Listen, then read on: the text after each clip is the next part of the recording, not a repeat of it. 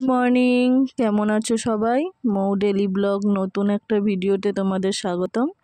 এই ব্লগটা দিতে আমার একটু দেরি হলো। এটা হচ্ছে সরস্বতী পুজোর ব্লগ। তো আমার মেয়েকে সকাল সকাল স্নান করিয়ে দিয়েছি। আর মেয়ের জামাটা মানে তোমাদের মামামের জামাটা কেমন হয়েছে বলবে। আর এখানে দেখো আমি খিচুড়ি, কুলের চাটনি, পাঁপড় ভাজা এসব রান্না করেছিলাম। আর বিকালবেলা আমি সুন্দর একটা কালো শাড়ি পরে আমি, আমার বোন আর আমার মেয়ে বেরিয়ে গেছি। তো ফুচকা খেলাম, খেয়ে একটু ঠাকুর দেখতে বেরালাম। তো ঠাকুরের প্যান্ডেল লাইটিংগুলো কিন্তু খুব ভালো করেছিল। আর এটা হচ্ছে ভূত টাইপের একটা গুহা মতো করেছিল। তো আগে আমার বোন যাচ্ছে, তারপরে আমি যাব। এটা করেছিল হচ্ছে আমার মানে তোমাদের দাদাদের বন্ধুর পাড়ার প্যান্ডেল। তো এটা দেখে আমার মেয়ে খুব ভয় পেয়েছিল। তো যাই হোক, খুব সুন্দর করেছিল প্যান্ডেলটা।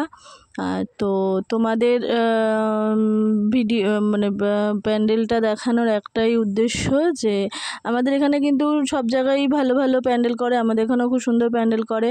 তো আমি পরেছিলাম এই সুন্দর একটা কালো শাড়ি, আর আমার বন্ধু পরেছিল হচ্ছে ওই শাড়িটা। আমরা দুজনে মিলে এই যে বলছি একটু হাই করে দে, তো হাসছে। হাসার পর মাঝখানে কিন্তু বন্ধুরা ভয়েসটা দিতে পারিনি, আমার মেয়ে চলে এসেছিলো। তো এইটা হচ্ছে আমাদের স্বরাজ বাড়ি বলে এর প্যান্ডেল, বাড়ির প্যান্ডেল।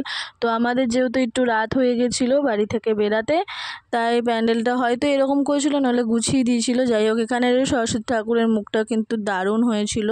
তারপরে আমরা চলে এলাম আর একটা খুব সুন্দর প্যান্ডেলে। তো আমরা একটুখানি পোজ দিয়ে ভিডিওটা তোলার চেষ্টা করছিলাম, যাই হোক পারলাম না। তো দেখো এর প্যান্ডেলের লাইটিংটা কিন্তু খুব সুন্দর করেছিল, মাথার ওপরে লাভ দেওয়া। তো এখানেও আমি একটা ফটো তুলতে চেয়েছিলাম এই যেরমভাবে, কিন্তু আমি চেষ্টা করেছিলাম, পারিনি। যাই হোক, তো তারপরে আমরা একটুখানি বাইরে ঘুগনি বসেছিল প্যান্ডেলের বাইরে, তো ঘুগনি খেয়ে নিলাম। আমি খাচ্ছি, আমার বন্ধু খাচ্ছে। এর মধ্যে কিন্তু আমার বন্ধু একটু কথাও বলছিল, ওর কথা শুনছিলাম। তারপরে কিছু পিকচার দিয়ে দিলাম, পিকচারগুলো বলো কীরকম হয়েছে। ওখানে সেলফি স্টেজ করেছিল এটা, সেখানে সেলফি। আর ভিডিওটা ভালো লাগলে লাইক আর সাবস্ক্রাইব করে দিল।